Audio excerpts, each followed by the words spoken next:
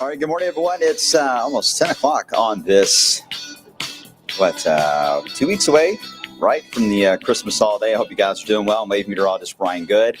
Finally Friday, finally time to get ready for the weekend. A lot of folks, I'm sure, have holiday parties. They're starting now for the next few weekends ahead of us here. And we do have some active weather coming our way over the next 10 days. But let me just say right now, there are no big rain events, no severe weather, and there's no big snowstorms right now in the 10-day. Go ahead and just get that out of the way now. If you're hoping for me to get into that wording with this update, it's not going to happen. But there are a lot of little nuances that are showing up that we do need to monitor, and that's what the blog is here for, is we kind of dissect into those and see if they're valid or not, and if they become a little more valid or our confidence in them starts to grow, then you start to see them evolve in the 10-day forecast itself that you see on TV. That's how we kind of just transfer over our discussions onto the 10-day, and then folks at home have a chance to see the end result. That's kind of how this all goes in phases, right? So as always, you guys can comment on the social media side, YouTube, Twitch, as well as either am I on Twitch? I mean, I'm on Twitch, but I'm still a kid at heart playing video games, but Twitch is an option for us on there for our blog, on as well as YouTube, and of course on Facebook and Twitter. All right, so let's get right into the snowboard itself, which I will say it's not exactly really, it hasn't changed a whole lot in the past couple of days. Still holding on to just a setup to watch. I really don't want to say it's a system to watch, because it really isn't one system. There's multiple things happening in that window of Wednesday through Friday that I think we need to monitor, and I'll explain coming up here in just a few moments. All right, let's start with a live look right now outside, where we've got, boy, the cold numbers, right? Actually, this is important to cover. Look at the lows this morning here in Louisville. Our 8th coldest morning of the year. This includes going back to January, 17 degrees. Corden down to 9, E-Town at 9. Had several reports of some 7s and 6s across the area, but we don't have them showing up at every reporting station. But boy, it was a cold start today. A lot of frost, I'm sure, in your cars. You opened up this morning and thought, oh boy, gotta get that ice cube thawed out before you can go anywhere, right? More, again, like a mid-winter kind of feel that we've had here as of late. But this is the coldest that we've got on the table here, right? We're going to start to improve things, and you will notice a difference tomorrow morning, and you certainly will as we evolve through the upcoming weekend. Outside at the moment, beautiful sky. It's something that cold air like this loves to do, cold and dry, and clears the sky out, makes it look very much like a winter day, right? But beautiful out. Make sure to wear the shades. You're going to need them. Temperatures have moderated somewhat in the area. We've risen 3 degrees here in Louisville, now up to 20. Yay, we're getting there. We made it to 28 yesterday, so I think we have a good chance to beat that, and may even beat the freezing mark for a couple of hours for a while today. Still got some teens out there, 13 in Bedford, although that should update here very soon to a number very close to Paoli, and then 19 as you head toward Columbia down to the south. All right, quiet weather today, no weather issues at all, so let's move on. A wider view shows the Great Lakes snow machine is ongoing. That's been their story for a while. For us, looking at Texas, here is that energy we've been tracking for a while, wondering when will it roll on out? Well, it's rolling on out, and it's going to be the catalyst to help change up our weather pattern as it does so. It looks like it will start to stretch its legs out with a band of rain that, of course, is going to aim right into Kentucky and Indiana. This is going to take some time. So this is Friday, nearly 48 hours before it will move in. So we have still plenty of dry time and decent amount of sunshine too to enjoy before it arrives. So this is our next weather maker, is the one down into Texas. The cold air, yes, it's in advance of it, but that cold air is retreating and modifying and moving out. So we're not worried about this moving into it and causing an issue of anything frozen that would take place. We're going to get the air warmer as it moves into the area. So here is Futurecast. We'll time this out hour by hour. Again, no problems today. The freezing mark will be very closely draped across wave country this afternoon. I think the city of Louisville should get to about 34 above that mark. But some of you north of that line may not even get to that level of being above freezing. So you could have another sub-freezing day today. That is certainly possible. And then tonight, we all go back below freezing again. not as brutally cold. We're not looking at, lower teens, single digits, more like mid to upper 20s this time around. And then as we get into Saturday, there goes the freezing line flying away from us, and we have a chance to get into the 40s. Somebody's going to be wearing shorts tomorrow. Probably not. But it will be nice if you have things you need to take care of on your Saturday, any errands, again, holiday parties, any events. You want to go to Fête de Noël, you want to go do all the events at Kentucky Kingdom. It's a really good setup to be able to enjoy all of that and be in the holiday spirit, because it's still chilly, but not warm enough to where you feel like that you're getting cheated when it's warm out and you're trying to enjoy cold weather events. That's always kind of odd, right? All right, so here we go with the rain on Sunday. Clouds will start to move in by morning. I think we should have a nice sunrise, but then by midday will become overcast, and after 5, 6 o'clock, this wall of rain does move in, and it'll be a good soaking rain. I would say we could get easily a good half inch of rain out of this. Some spots maybe a bit more into central and southern Kentucky. You could get up to an inch of rain out of this, but it's all rain that we're talking about, with temperatures staying generally in the 40s as it is raining and passing on by. After it leaves, that's where things get a little wonky into a bit of longer term on that. Before I get to that point, everyone type 3 if you're good on the outlook through Sunday. If you're good on Sunday, all the way through. Adam, come on, 50s. I know a lot of people are excited about even snow lovers. Even, hey, yours truly, and I'm a snow lover. It's nice to thaw out every now and then, right? You don't want to stay in this deep freeze forever. It just gets a little annoying after a while. We don't want to be sick of winter this early, right? We want to appreciate it. And the only way to appreciate it and those moments is when you get warmer weather that suddenly becomes snowy again. So that's when you really appreciate it. So we need to thaw out a bit, and we are. Okay, Olivia, I saw you were sick. Sorry you're not feeling well. I hope you get to feeling better. I know that I'm going to try to cheer you up a little bit with some snow talk here, but in all seriousness, I hope you do get to feeling better, okay?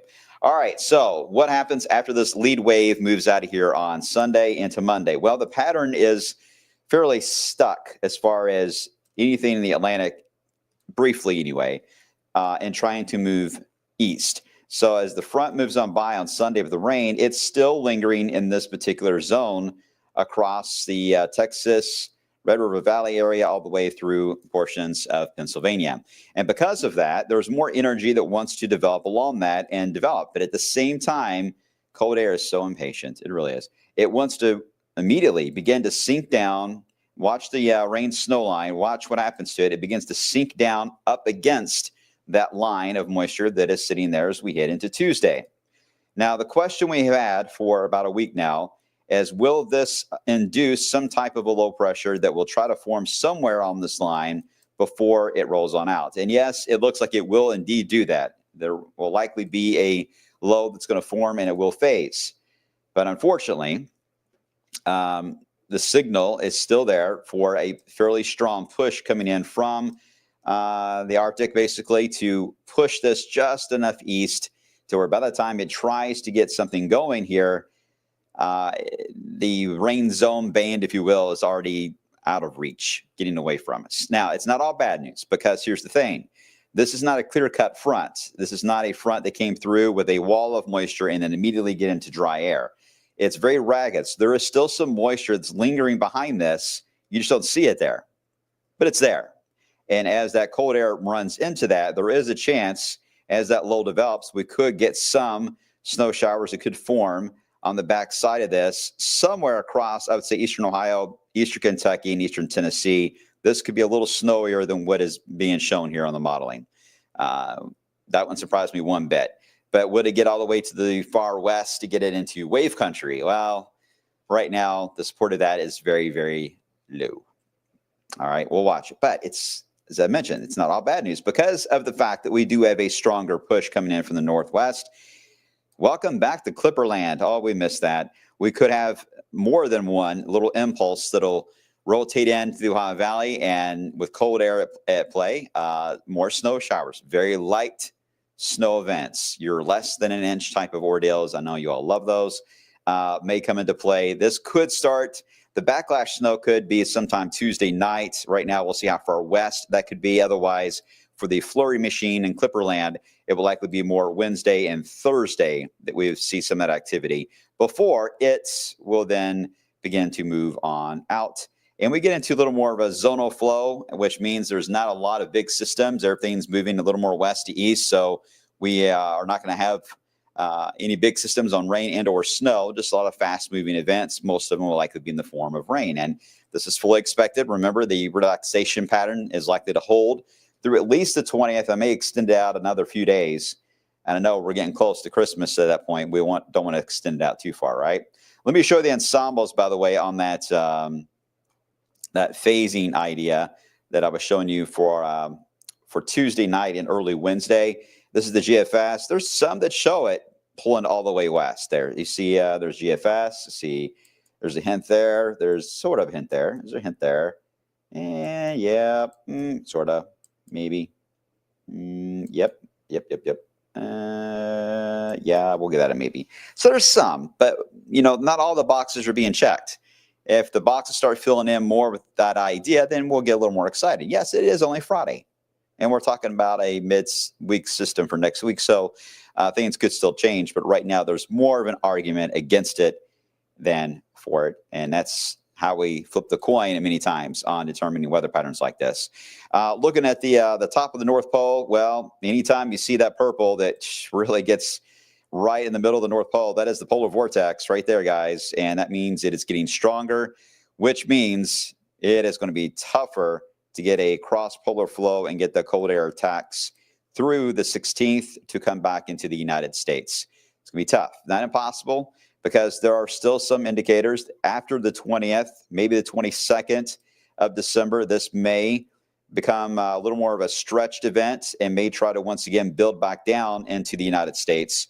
And if that happens, then we're back into the ball game again for more fun and games as we head toward the actual Christmas holiday, if not then toward New Year's. But that's a way out. Looking at the MGO, the Madden-Julian oscillation, which gets really complex involving the Indian Ocean. I don't want to go into a lot of details. Just know that there's different quadrants that this box over here is divided into.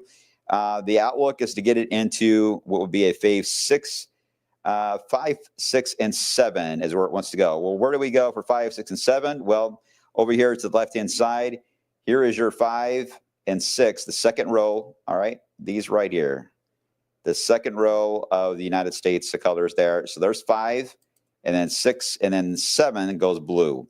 So if that's right, that would put it at a potential, at least cold attack that could be aided by other factors that would kick in after the 22nd through near Christmas and New Year's. Maybe I'm pulling straws. We'll see. But this is how you have to do long-term forecasting. You got to look at the signals of other things happening around the globe and try to piece them all together. Sometimes they work out and sometimes they don't. But I am optimistic on this one, and so I think you guys should be too. So we're already past the hardest part, and that is getting cold air to be on the move at all, and it has done that this year. So that's something that's been missing for years now, it seems like. All right, so there's the 10-day. So what we're going to go with is temperatures, again, warming into the 50s with that rain coming into play as we head into Sunday night, Monday. We'll see if there's any changeover on Tuesday. Depends on how far back west that is. Then Wednesday and Thursday is Clipperland. And then we try to bounce back up again into the 50s. Oh, hold on, got a spammer. You know what? I can't get rid of them. So don't click on them. It's hard to read your font here today, guys. Sorry, I got to get closer. I'm getting to that point, right? Let's see. Hi, Michelle. Any real concerns for this Tuesday? Not right now. It depends on where you're traveling. Now, if you're going to be closer to the, you're driving into Louisville.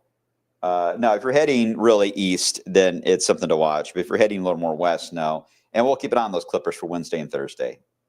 I think there's not going to be a lot of big stuff until then. All right, that's where we're going to leave it for now. Let's let this cook in the oven a little bit longer, and we'll see if we get a better idea on any of that phasing setup and how Tuesday, Wednesday, and Thursday will kind of become a little more fine-tuned. Right now, it just looks murky, but this is where we're at right now on where our confidence level is. Okay, you guys have a good one. You behave yourselves. I hope you all have fun. If you're going into holiday parties, I'm jealous.